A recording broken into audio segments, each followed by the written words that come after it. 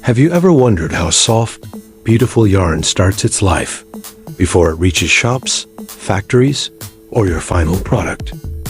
In this video, we'll take you behind the scenes inside a yarn spinning mill in China, and I'll walk you through the journey from loose fiber to the finished, steamed, and packed yarn that's ready for export. This is the kind of process Liunova works with every day when we source yarns and textile materials for our clients. Let's start at the beginning. From raw fiber to organized bundles. Most of the fibers arriving at the mill today are already dyed at the fiber stage.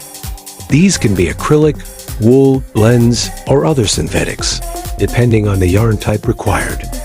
When the fibers first arrive, they are usually in compressed bundles.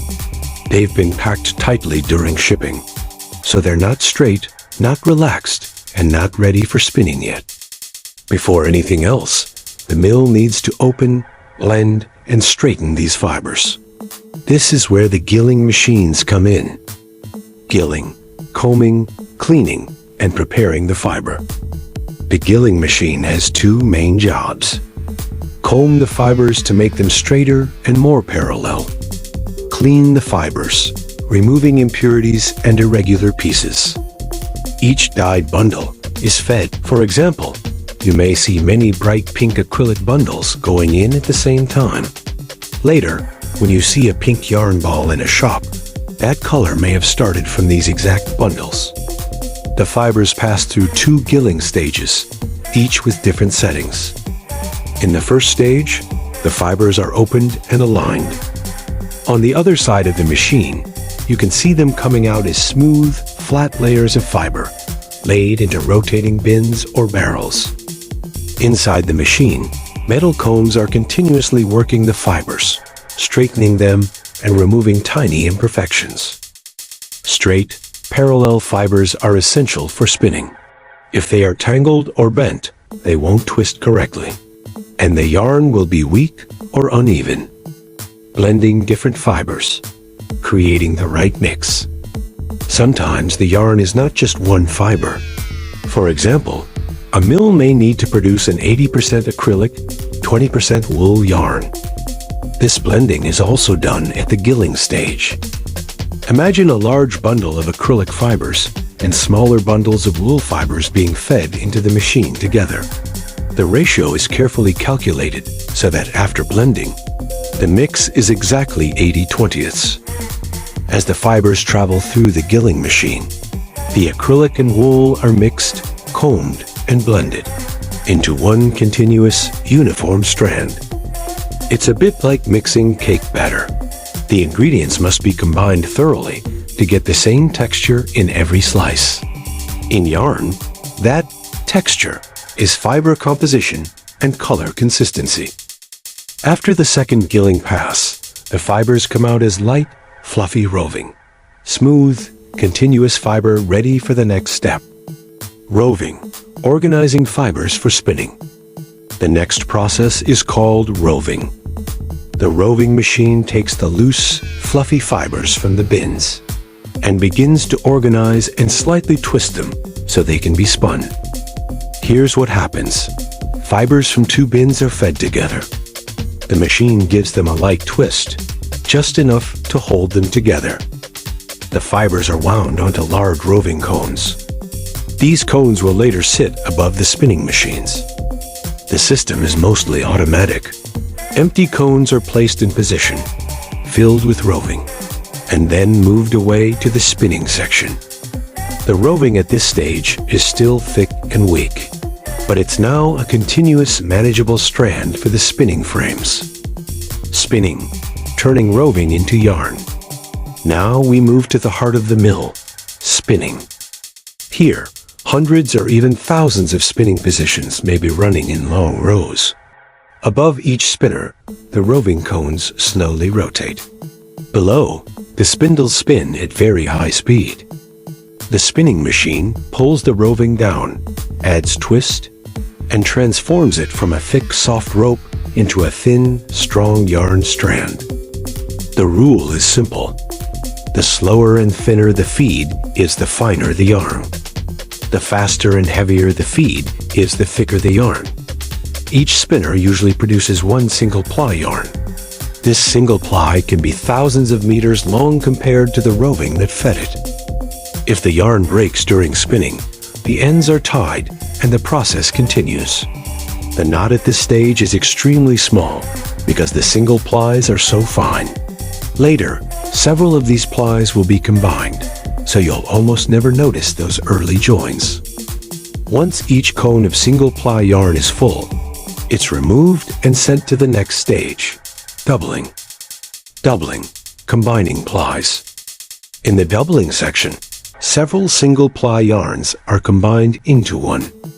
For example, to make a 4-ply yarn, 4 cones of single ply yarn are fed together into one doubler cone. Backup cones are connected and tied in advance. So when one cone runs out, the next one automatically takes over, without stopping the machine. During doubling, the plies are laid together with almost no twist. On the cone, you can clearly see that it has multiple plies sitting side by side. This flat, multi-ply yarn is now ready for the next crucial step, twisting. Twisting, giving yarn its final character. Twisting is what turns several flat plies into the round, elastic, recognizable yarn strand that everyone knows. The doubler cones sit inside a drum. The yarn is pulled upwards, and a twist is added before it is wound onto another cone. Twist is a science. Too much twist, and the yarn will kink like a phone cord, feeling hard and tight. Too little twist, and the plies don't hold together, making the yarn weak and unstable. Different yarn types require different twist levels. Some are intentionally soft and loosely twisted. Others are firm and highly twisted for strength and durability.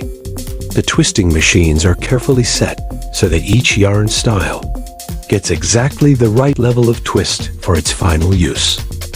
If a strand breaks at this stage, it's tied and the process continues. Later, in the finished ball, you may occasionally find a knot. This is normal in industry and helps reduce waste and excessive cost. Steaming and finishing, bringing the yarn to life. After twisting, the yarn still doesn't look its best. At this stage, it may look thin, a bit flat, and not very full. That's where steaming and finishing come in. Cones are placed on a creel table, and the yarn is fed through a steaming and winding machine.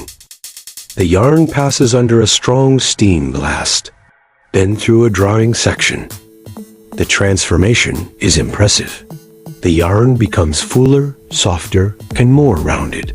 The fibers relax, the plies settle into place, and the yarn gains the look and feel that customers expect.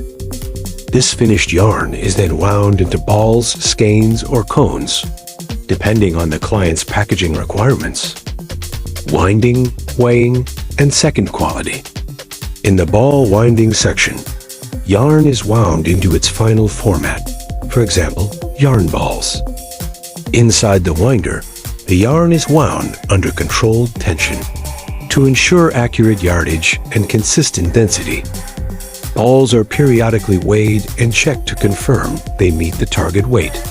If a yarn strand breaks during winding and the ball doesn't reach its target, that ball may be classified as second quality or mill end, still usable, but not sold as. The inner support of the ball often collapses slightly at the end, allowing the yarn to relax and puff up, giving it a richer, softer look on the shelf. Ball bands and labels are then applied, either manually or by automated machines, and the yarn is finally ready for packing. From mill to market, where Liunova comes in. What you've just seen is the technical journey of yarn, from loose fiber to finished balls ready for shipment.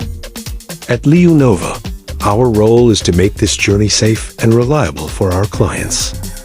We select appropriate spinning mills based on product type and quality level. We confirm fiber composition, count, twist, and finishing match your specifications. We monitor production stages and arrange independent QC inspections when needed. We check packing, labeling, and documents before the yarn leaves the factory. So when you receive a shipment of yarn from China through Liunova, you're not just getting a product. You're getting the result of a controlled, documented process from fiber to finish. If you'd like to see more inside views of how your materials are made in China, or you want help managing yarn and textile sourcing from the factory floor to your warehouse, follow us and get in touch with your next project idea.